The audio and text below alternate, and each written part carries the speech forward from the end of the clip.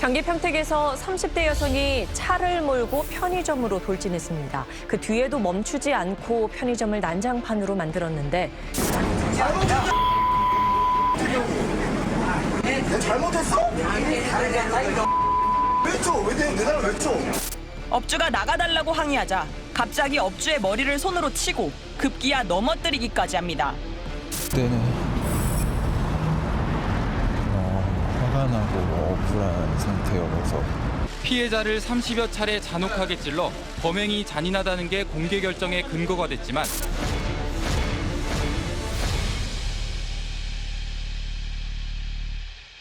우리 사회에서 공정이라는 것이 시대화두가 될 수밖에 없고 무엇을 위한 공정인가?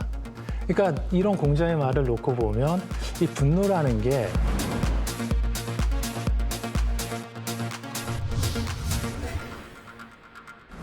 이럴 때는 이제 분노가 나요. 그런 문제들에서 불점이 일어나요. 그 서양고전에서는 그리스 문학에서 가장 중요한 특징 중에 하나가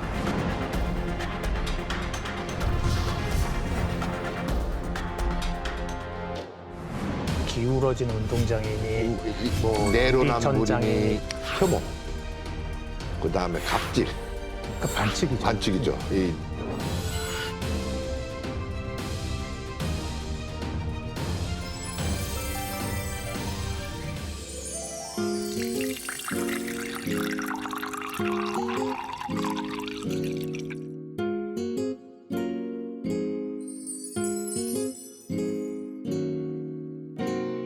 자, 한 모금 하시죠. 아이, 반갑습니다. 아이고, 이 귀한 포도주를 주시네.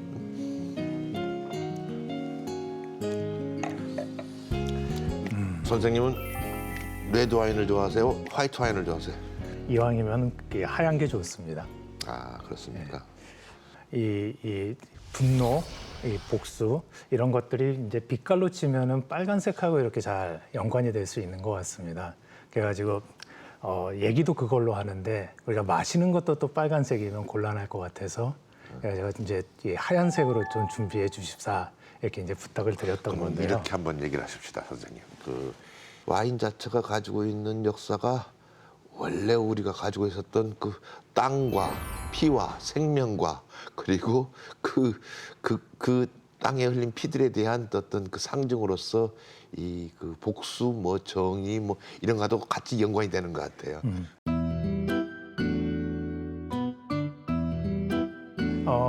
우리 사회에서 공정이라는 것이 시대화두가 될 수밖에 없고 그거하고 밀접하게 연관돼서 어떠한 그 분노라는 것이 이게 집단적으로 뭐 세대별로 뭐 예컨대 표출되는 것은 그건 너무나도 지금 상황에서는 납득이 될 수밖에 없는 그런 상황인데 이런 부분도 있거든요. 복수, 분노하면 이건 뭔가 이성하고는 좀 이렇게 무관한 혹은 거리가 먼 그다음에 훨씬 감정 쪽에 많이 이렇게 치우쳐져 있는 그런 어떤 심리 현상이라든지 뭐 인간의 어떠한 반응이라든지 그런 식으로 주로 생각을 하는 것 같은데 분노는 어떤 면에서는 그 억눌러야 되는 그런 감정만은 아니지 않을까. 예를 들어서 공자 같은 경우는 무슨 얘기를 하냐면은 이렇게 자기 안에서 어떠한 분함을 일으키지 아니하는 자는 그걸 이제 한문 한자어로 표현을 하면 발분이라고 하는데요. 발분하지 않는 친구는 난 더 이상 가르치지 않는다.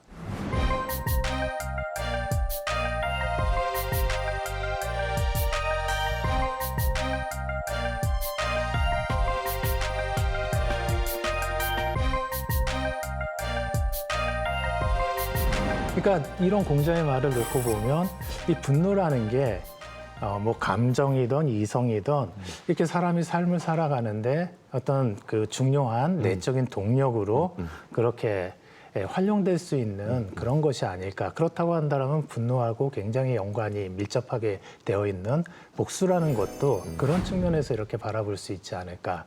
그런 생각이 들었습니다. 그러니까 제가 이제 그 분노니 복수니 이런 것들에 이제 주목하게 된 이유가 이렇게 이 고전을 이렇게 쭉 읽다 보니까 예컨대 한자권에서는 뭐 시경이니 서경이니 그다음에 논어니 뭐 이러한 노자니 이런 데서 주로 이제 다루는 화제라고 할까요? 그러니까 토픽 이걸 보면 뭐 윤리적인 문제들, 정치적인 문제들, 뭐 군사 외교 문제들 이런 것들은 당연히 그러한 텍스트 자체가 나라를 경영하고 세상을 경영할 사람들한테 이제 읽히기라고 이제 만들어진 거니까 당연히 그런 내용들이 이제 주를 이루고 있죠. 예컨대 우정의 문제. 그러니까 우정의 문제라는 게 참 오래전서부터 이렇게 본격적으로 사유가 됐던 그런 주제였던 것 같습니다. 그 다음에 또 빼놓을 수 없는 게 복수 문제더라고요. 뭐 공자니 노자니 뭐 그다음에 시경 서경 같은데 꽤 많이 있는데 이거는 한자권의 고전만 그랬을 것 같지는 않거든요. 어떻습니까, 선생님? 그 서양 문학의 시작이 지금 남아 있는 걸로서 일리아스 작품인데 일리아스 시작이 처음부터 분노로 시작해요. 그 맨이나 에이데테테 울르메나 보더스 오키스 아킬레오스라는 그 유명한 구절이 있는데 분노를 노래하소서 여신이시여 이 발빠른 아킬레우스의 이 분노가 이제 아주 핵심이죠. 그러면 이 분노는 요즘 심리학자들이 말하는 심리적 감정에서 일어나는 어떤 이 불끄름, 화남, 화의 온도가 높아짐, 그렇게 몸 안에 있는 열기가 높아짐으로 설명할 수 없는 뭔가가 있다는 거죠.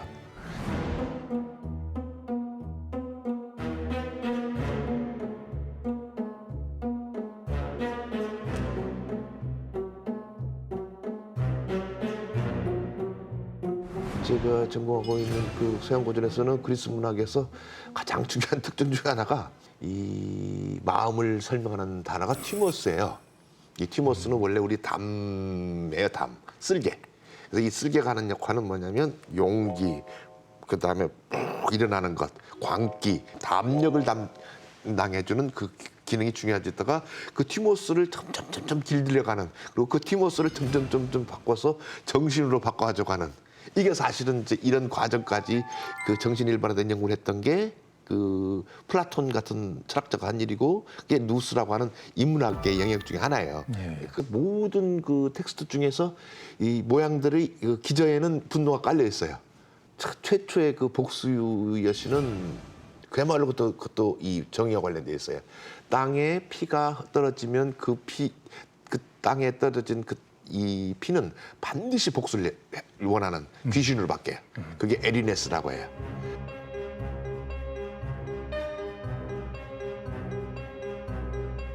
그래서 그는 이제 전통적인 뭐냐면 복수 쌍열법이라고 하는, 그러니까 네가 우리 아버지를 가해했어, 우리 아버지를 살해했으면 나도 너를 죽여야 된다고 하는 게 의무예요, 자식의. 피해는 피로 복수했던 것들이 계속 피해 그 대물림이 이뤄지니까 안 되니까 이제 국가가 개입하는, 이제 법이 등장하는 단계에서는 개인의 복수를 국가가 해주는, 그때가 사실은 이제 정의라는 말이 분노를 밀어내고 그 중요한 자리로 차지하는. 당한 만큼 되돌려준다. 이게 지금 우리 감각으로는 굉장히 야만적이고 뭔가 이렇게 교화되지 않은 좀 소양이 부족한 그러한 사람들이 이렇게 보이는 그런 어떤 행동 양태로 이제 언뜻 이렇게 받아들여지지만 저 옛날은 그게 당연했던 것 같고, 저 옛날이라고 해도 지금으로부터 뭐 몇천 년 떨어진 뭐 저 옛날이 아니라 불과 한 100여 년 전만 해도 뭐 최소한 한자권의 사회에서는 당연하게 받아들였던 그런 것 같아요. 예를 들어서 제가 이제 이 분노, 복수, 정의 뭐 이런 거 가지고 이제 수업을 할 때 학생들한테 이제 퀴즈를 종종 냅니다. 뭐 이제 뭐 퀴즈를 내든 뭐 하든 학생들의 이렇게 주의를 끄는 데는 늘 실패를 하지만 그래도 이제 퀴즈를 내는데 예컨대 이런 퀴즈입니다. 공자하고 노자의 복수 관련된 이제 언급을 제가 던지거든요. 그리고 이제 누가 어떤 구절을 얘기를 했느냐를 물어봅니다. 예를 들어서 두 가지입니다. 하나는 네가 당한 대로 곧대로 되돌려줘라. 분명히 두 사람 중에 한 사람이 이 얘기를 했단 말이죠. 한 사람은 네가 손해를 봤어도, 네가 피해를 입었어도 그걸 은혜로 대갚아라. 이렇게 얘기를 합니다. 선생님 어떠신 것 같아요? 누가 어떤 구조를 얘기한 것 같습니까?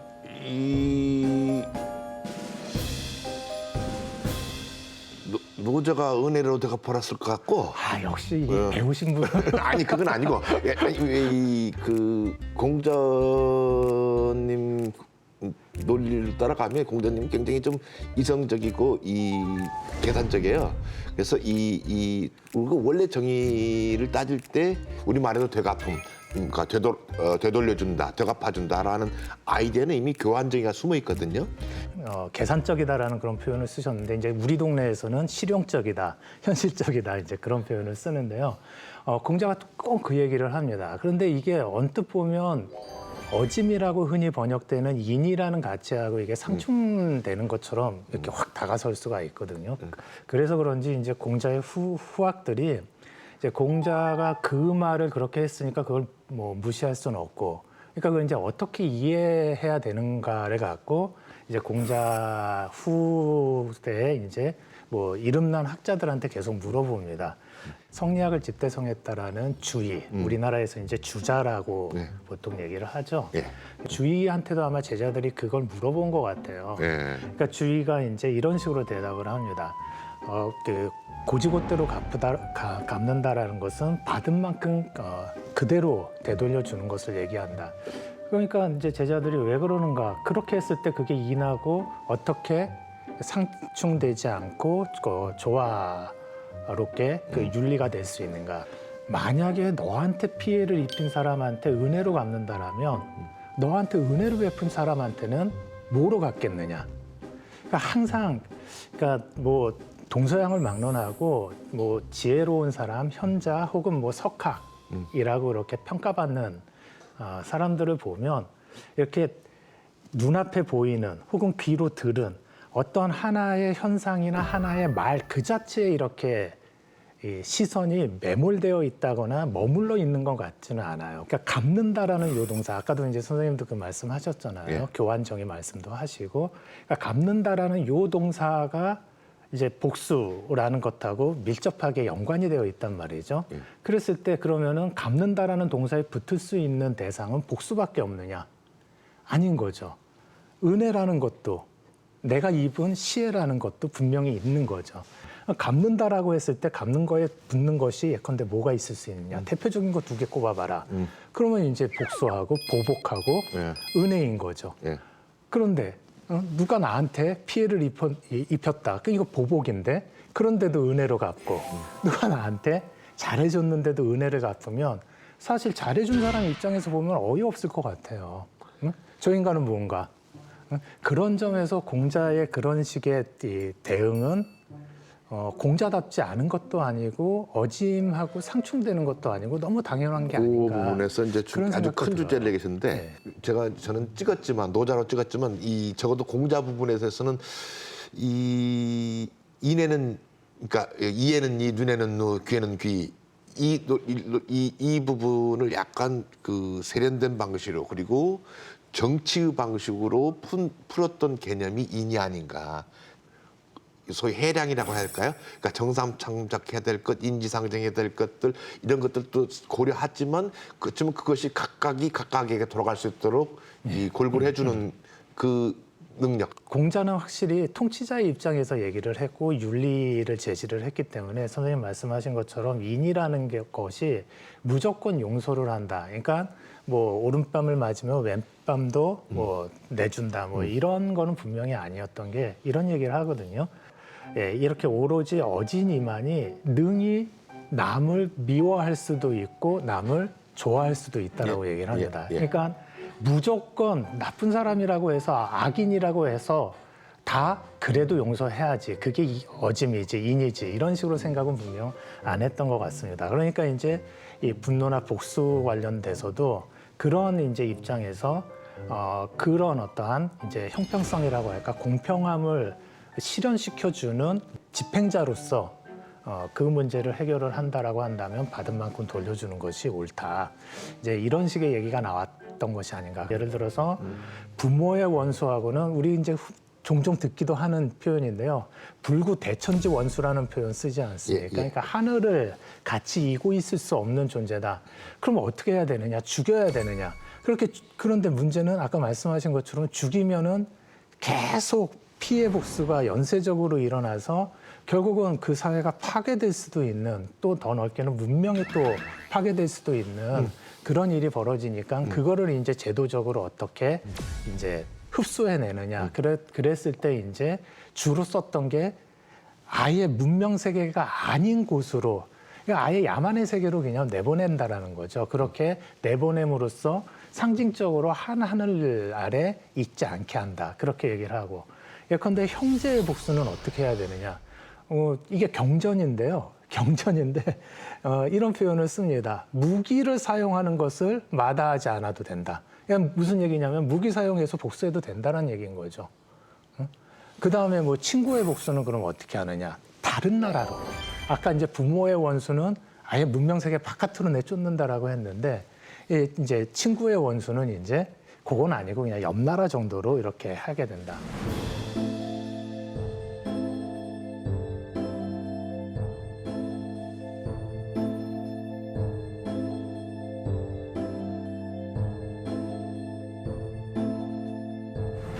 그런데 이런 또 이 주장, 이런 또 그 조목도 하나 있습니다. 뭐냐면요, 복수를 그 당사자한테만 하지 않고 그 당사자의 피부치까지 복수를 하면, 그러니까 후환이 두려운 거죠. 아까 말씀하신 A가 B를 죽이면 B가 C가 A를 죽이고 뭐 이런 식으로 연쇄 반응이 일어나는 거.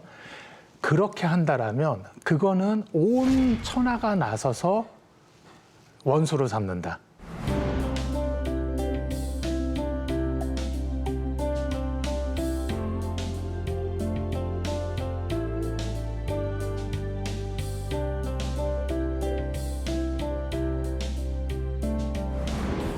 서양에서는 이제 이 복수 주제가 가장 크게 다뤄졌던 부분이, 그러니까 복수를 어떻게 길들일 것인가, 어떤 식으로 문명화시킬까를 다룬 작품이 아이스킬로스라는 사람이 쓴 오레스티아 3부작입니다.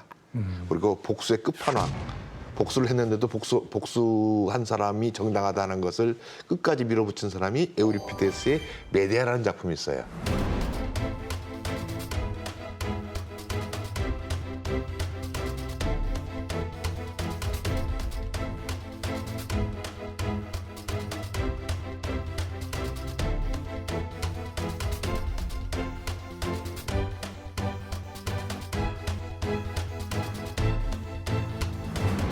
그러니까 이제 메데아, 에우리피데스의 메데아 같은 작품 같은 경우를 보면 이 메데아 입장에서 내 모든 것을 다 걸고 너를 도와줬는데, 심지어 내 가족, 내 고향, 내 나라까지 다 배반하고 남편을 도와줬는데 난 배반할 수 있어 해서 이 여자가 택한 방법은 이하손의 자기와 낳은 남편과 낳은 아이 둘을 죽이는 거예요.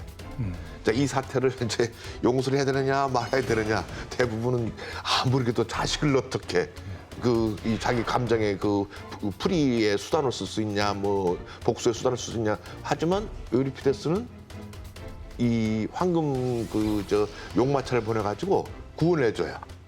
여전히 지금도 그런 것 같아요. 지금도 시청률 잘 나오는 그러한 드라마나 뭐 영화, 뭐 그다음에 그리고 웹툰도 마찬가지인 것 같고, 이 복수 서사가 기본적으로 깔려 있는 것 같아요. 이런 생각이 들더라고요. 예를 들어서 서사를 다룬다, 아니면 영웅이나 정치극을 뭐 다룬다라고 해도 그냥 그 주제만 툭 던져놓으면 별로 그렇게 시청률이 안 나오는 것 같아요. 바로 이제 이 지점에서 네. 이 질문을 거꾸로 한번 드려볼게요. 배신과 사기의 구별을 어떻게 하세요?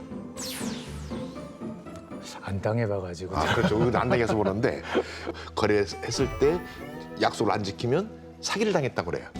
그러니까 배신은 되게 가까운 사람한테 일어나요. 자기가 믿었던 사람한테 일어나는 거.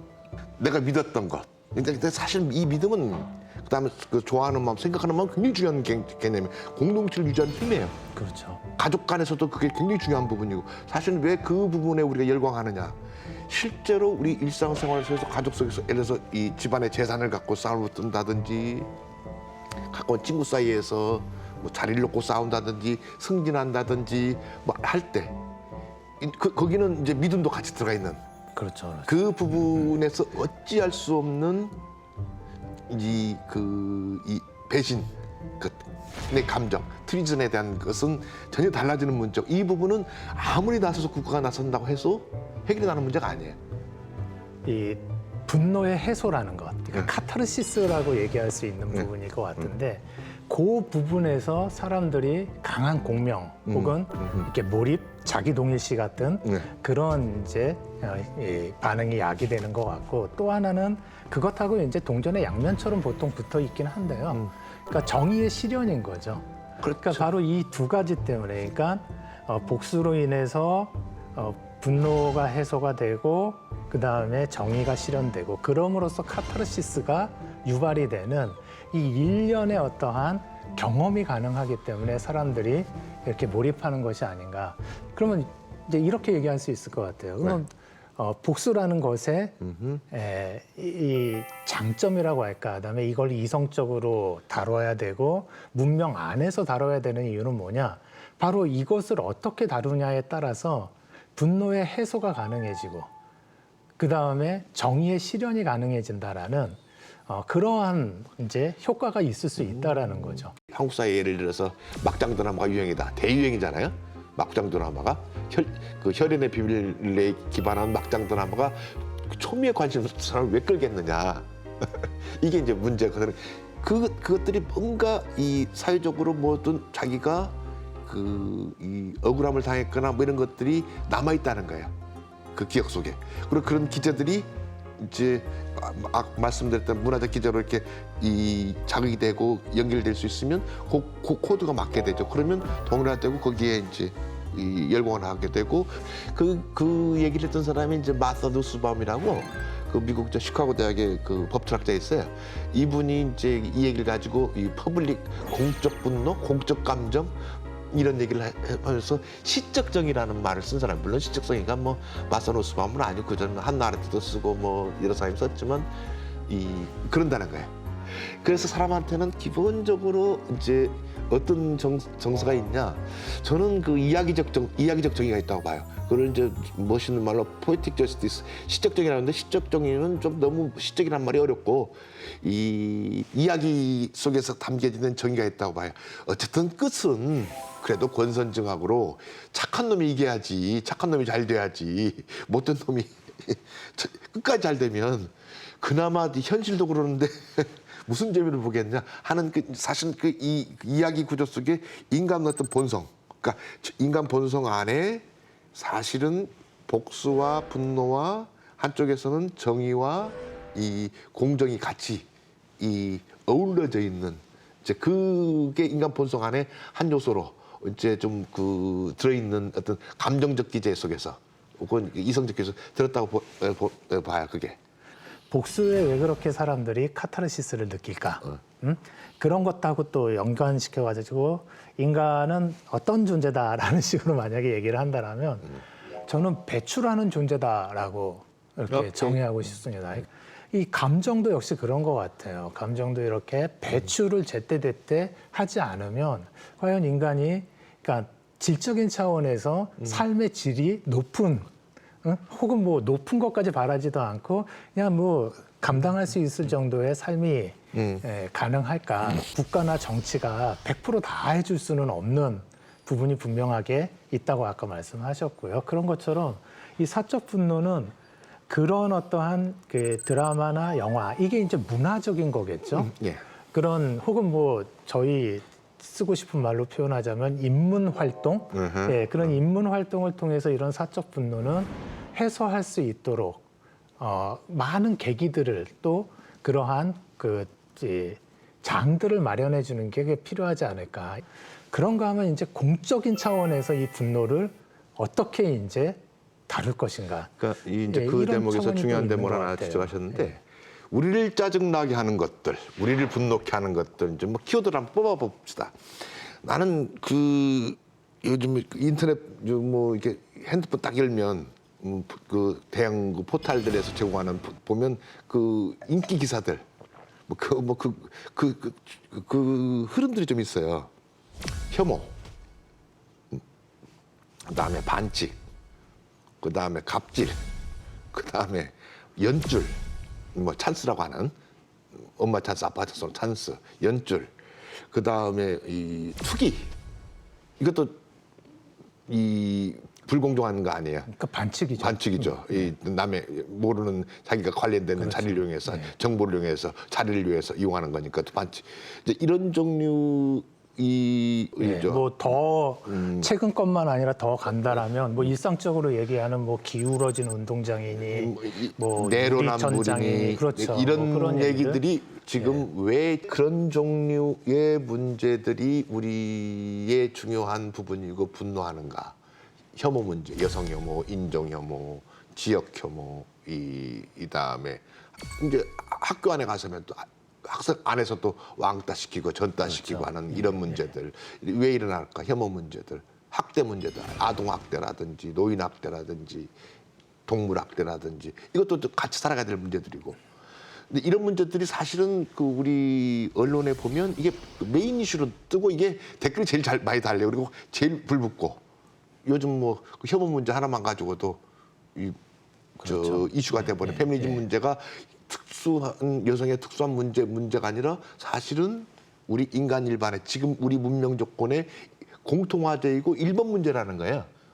이 부분들, 그러니까 혐오니 학대니 증오니 반칙이니 투기니 뭐 이런 이런 문제 일반들이 사실은 이제 또 지금과는 다른, 그러니까 적어도 이 문제들이 사적으로도 연결돼 있기도 하고 공적으로도 연결돼 있어요. 그리고 그것들을 이제 힘들다 보니까 사람들이 좀 더 사람들은 어떤 방식으로 배출하고 표출하느냐? 국민청원으로 막 해요. 국민청원으로 뭐 좀 어떻게 해달라고. 이런 우리가 겪고 있는 문제에 대해서 처리를 못 해주는 거. 이럴 때는 이제 분노가 나요. 그런 문제들에서 불처럼 일어나요.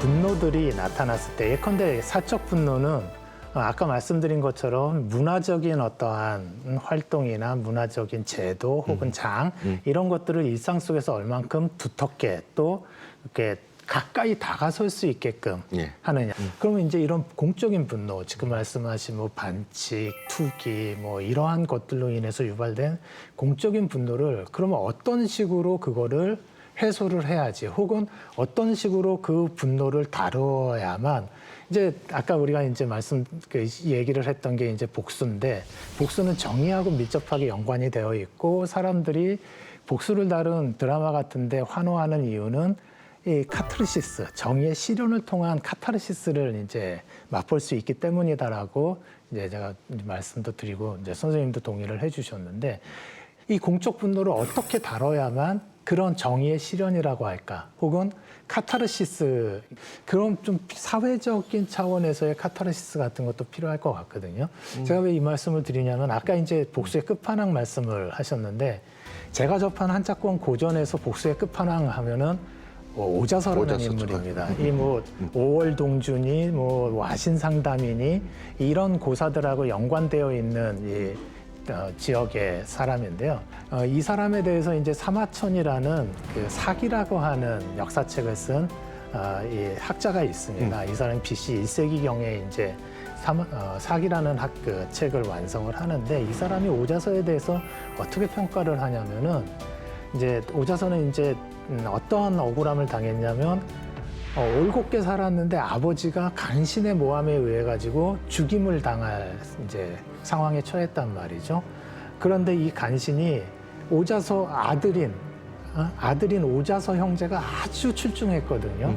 그러니까 자기가 이 오자서의 아버지를 무고를 해서 죽이면 이 아들들이 자기를 가만히 둘 것 같지 않은 거예요.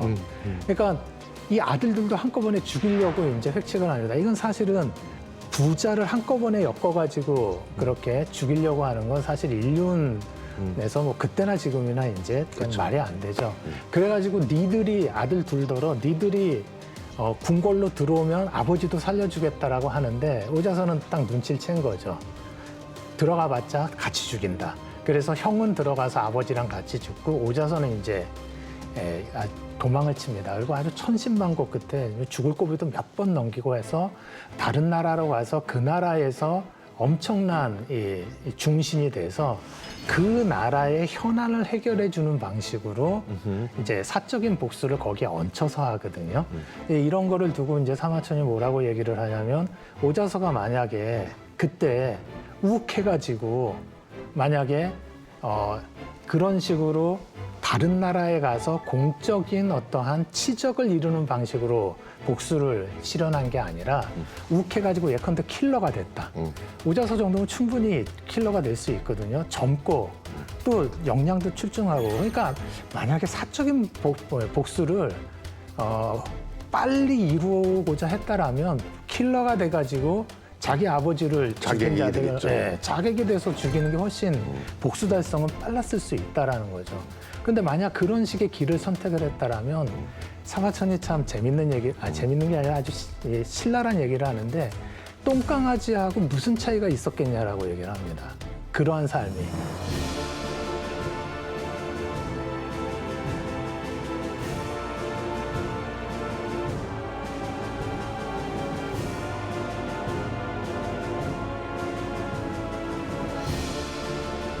요새 가끔 봐요. 사람들 이제 열받으면 물건 잘못 살면 술 먹고 차 가지고 가게 그냥 그렇죠. 처박아 버리는 게 그게 똥꼬가지고 하는 형태죠. 근데 이제 사마천은 오자서는 그런 천신만고를 다 감당을 해내고 그 다음에 자기 사적 분노를 앞세우지 않고 공적인 어떠한 이익을 달성하는 방식으로 했으니 그 힘든 그 삶을 인내해내고 큰 업적을 쌓은 오자서야말로 천하의 대장부라고 할 수 있지 않느냐. 그러니까 이제 오자서를 그런 식으로 천하의 대장부로 키운 힘을 이제 분노를 잘 다루었다라는 차원에서 사마천은 평가한 것이 아닌가 저는 그렇게 읽곤 하거든요. 그러니까 지금 다시 우리 사회로 왔을 때 지금 이제 그러저러한 반칙이니 뭐니 해가지고 많은 사회적인 분노들이 있고 특히 젊은 세대일수록 그런 분노들은 더 센 것 같습니다. 이거를 어떤 식으로 다뤄야지 이게 이제 우리 사회의 어떠한 성숙이라든지 또 한 걸음 더 나아가는 것들이 가능해질까. 보통 고대에서는 이제 그런 이제 사적인 분노들 이것들이 누구나 똑같진 않지만 합쳐지기 시작해요. 그러면 그것들이 이제 통치자로 몰려요. 나라님이 엉터리를 부족해서 덕이 없어서 해서 이렇게 만드는 게 희생양, 스케이프고트에서 이제 막판 한번 정리를 하고 새로운 사람을 뽑아서 새로운 걸 만드는 스케이프고트 방식으로 이제 그 희생양 제도를 통해서 이렇게 내놓는 방식으로 가는데 지금 그렇다고 해서 지금은 문명 시대인데 그럴 수는 없는 거고 그렇죠. 그 문제는 뭐냐면 사실은 지금 우리 자본주의 그 발전 구조나 그 자본 돌아가는 구조가 이 미래 세대 젊은 세대를 희생양으로 삼고 있거든요. 희생양이 누구냐를 물어보면, 그러니까 지금 기성세대들이 젊은 세대들에 대해서 그 일자리, 그게 제일 커요. 제일 분만이 크고. 그러니까 기회를 얻어서 내가 탈락을 하면 내 실력이 없어서 자기를 탓하고 자기를 노력하고 그 탓을 자기를 돌리지만 기회마저도 안 주면 그건 구조적인 문제야. 공무원으로 노량진이 막 화랑기를 겪고 있는 한에서는 소위 지금 세대, 현 세대의 그 귀족권을 위해서 희생되고 있는 그 미래 세대들이 가질 수 있는 분노는 이미 구조적으로 연결될 수밖에 없는 구조가 있다. 이 부분에 대한 해결점을 찾지 않는, 그러니까 그 점에 대한 논의를 사실 좀 했었어야 돼요. 그러니까 이제 독일 같은 경우 제가 유학할 때 보면 그 슈바츠법이라고 해서 개혁을 했거든요. 그 일자리도 나누고 시간도 나누고. 근데 지금 그런 작업들, 일자리 나누고 뭐 이런 작업들 막 전혀 않고 있거든요. 그런데다가 AI 들어오고 하면서 더 불안과 공포가 더 가중되고 이 문제에 대한 그것들은 사적 분노가 얼마든지 공적 분노로 전환되는 거다.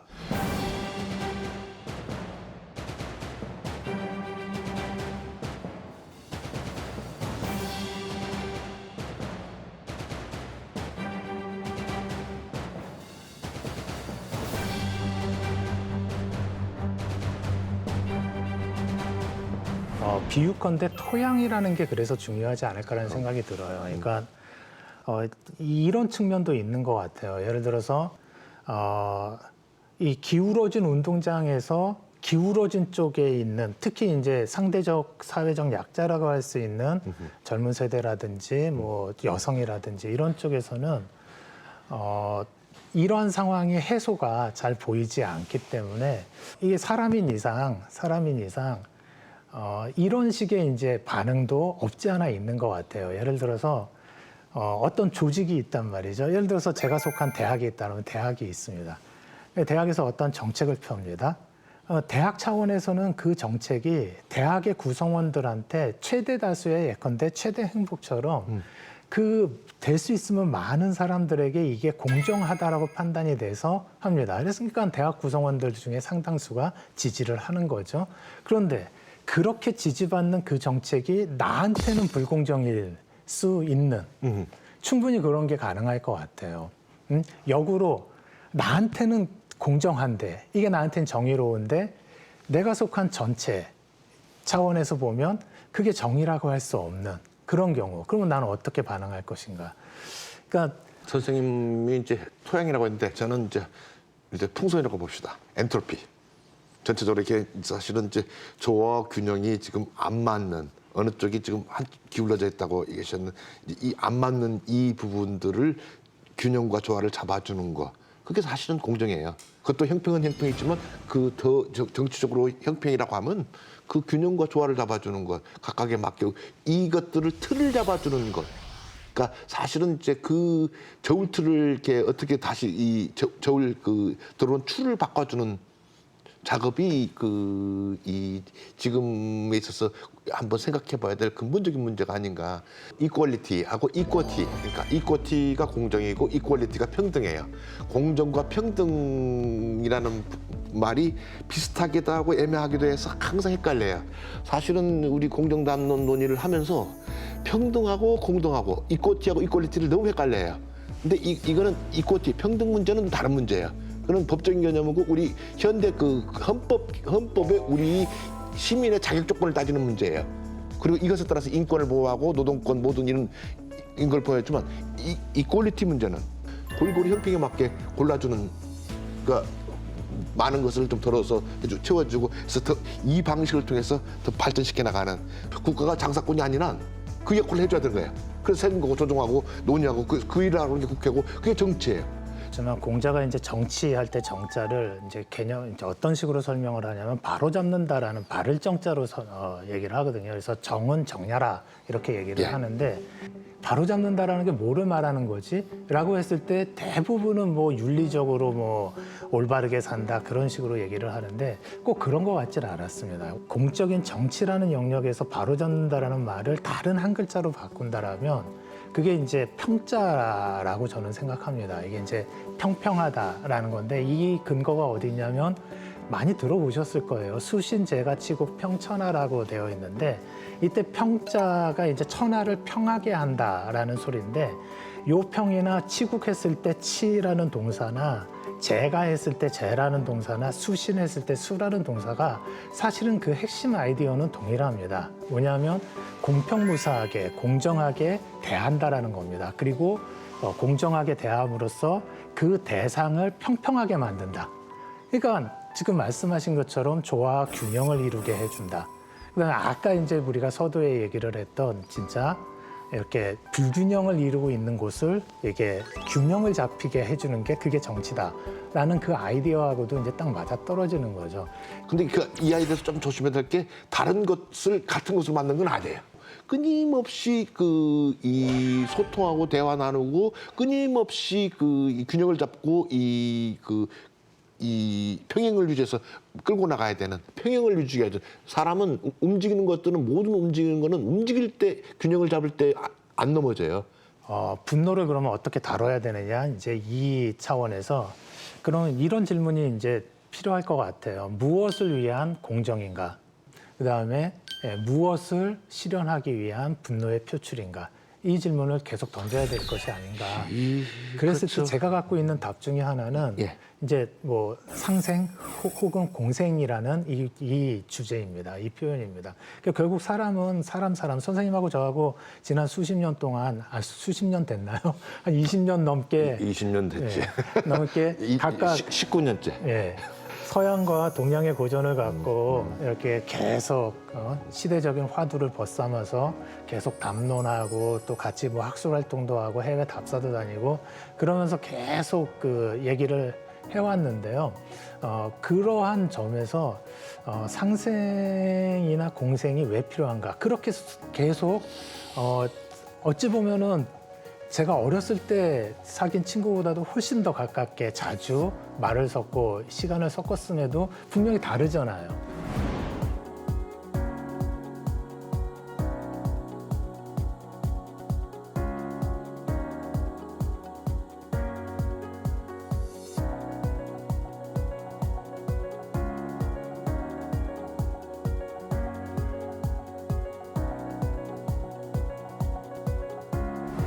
다 다를 수밖에 없는 사람, 개인들, 그런데 사회를 이루고 살 수밖에 없는 존재들.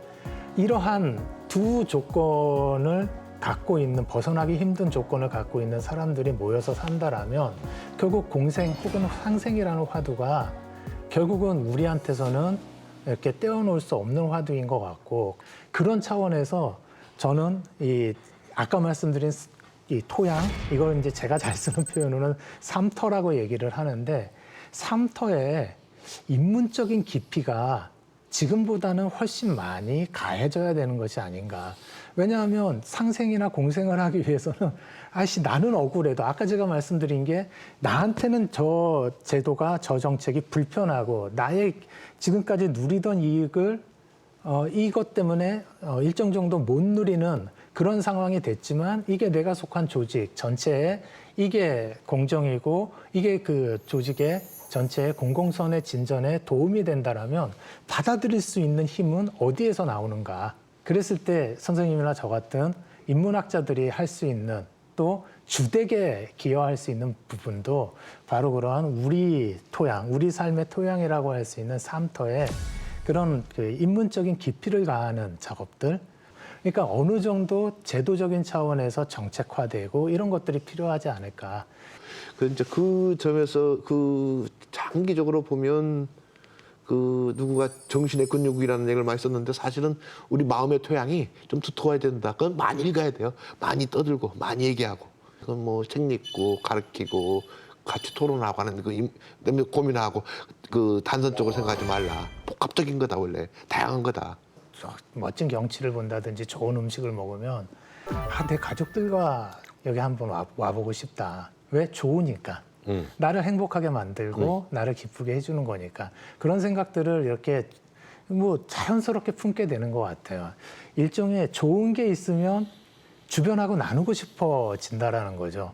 그런 것처럼 이제 고전을 얘기를 하고 고전의 어떠한 가치, 그다음에 그런 것들이 지금 우리 21세기 이 디지털 첨단을 달리고 있는 우리 사회에서 이 어떠한 인문적인 깊이, 한국 사회의 인문적인 토양의 두께를 넓히는데 이게 진짜 필요하다, 중요하다라고 얘기를 하는 건 그야말로 그게 좋으니까, 그게 우리 사회에서 진짜 고전이 그런 식으로 제대로 작동이 됐을 때 우리 사회가 훨씬 더 깊이가 있는, 그래서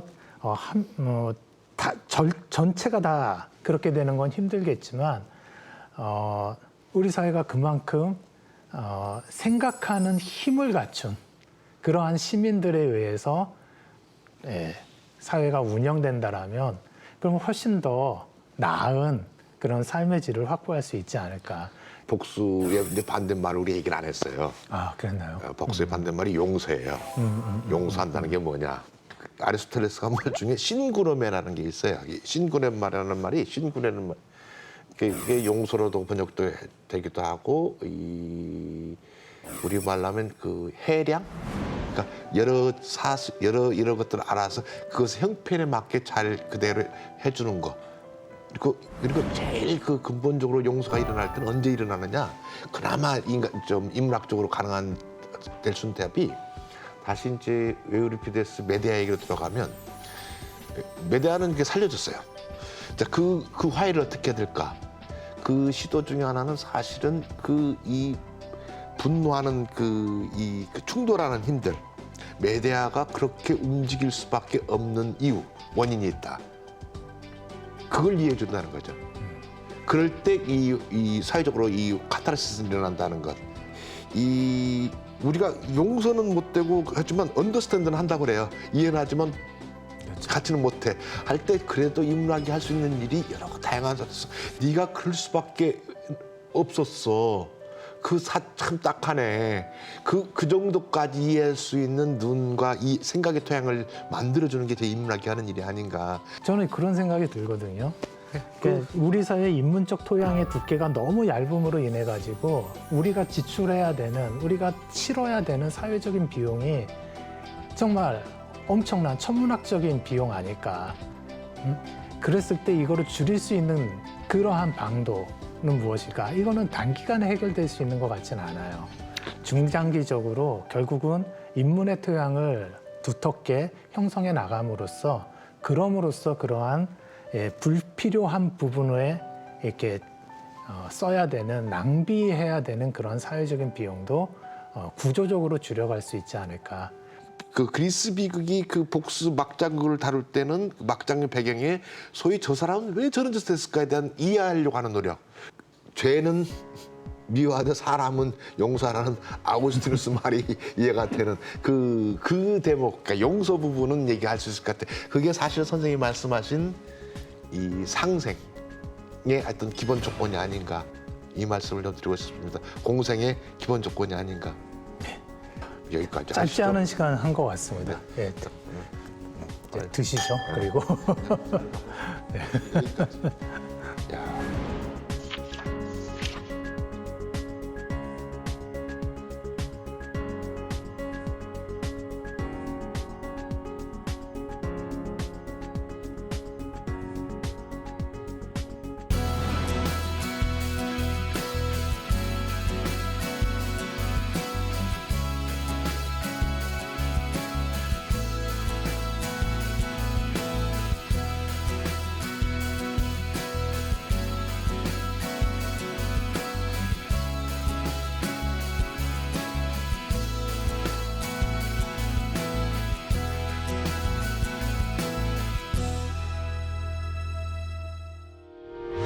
의견 있는 경제 채널 SBS 비즈.